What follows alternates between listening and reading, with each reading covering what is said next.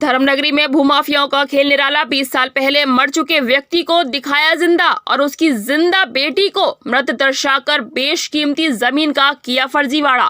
लंबी लड़ाई के बाद अपर आयुक्त आगरा ने महिला को जिंदा पाते हुए पीड़ित के पक्ष में दिया आदेश।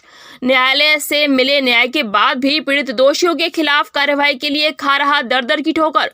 पीड़ित वृद्धा के परिजनों ने मंत्री जयवीर सिंह से लगाई न्याय की गुहार।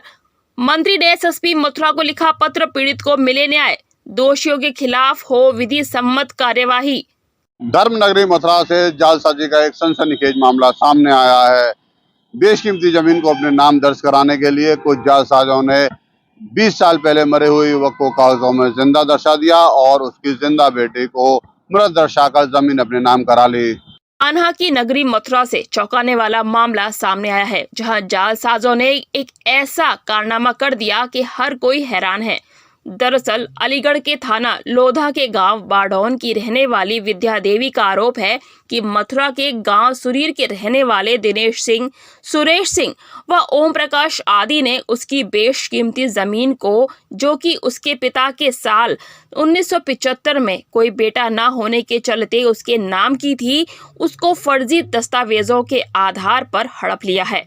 पीड़ित वृद्धा और उसकी बेटों की माने तो विद्या देवी के पिता निद्धा सिंह की मौत 1976 में हुई थी, जिसके 20 साल बाद जालसाजों ने उसके पिता को जिंदा दर्शाया और उसे मरा हुआ दिखाकर बेशकीमती जमीन अपने नाम करा ली। हमारी माताजी की चल अचल संपत्ति 420 से सुरीर गांव के ओम प्रकाश, दिनेश, सुरेश, पुत्रगण शिव सिंह, इन्होंने तहसील से साठगांठ करके और हमारी माताजी की चल अचल संपत्ति सारी जब्त कर ली, मतलब इन्होंने फ्रॉड कर लिया है और दर की ठोकर खा रहे हैं।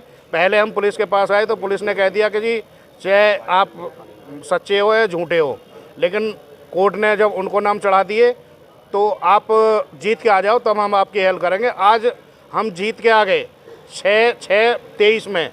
मृतक निद्या सिंह को जिंदा दर्शाकर कई एकड़ भूमि हड़पने की जानकारी पीड़ित परिवार को कई सालों के बाद पता चली तो पीड़ित परिवार ने अपर आयुक्त न्यायालय की शरण ली।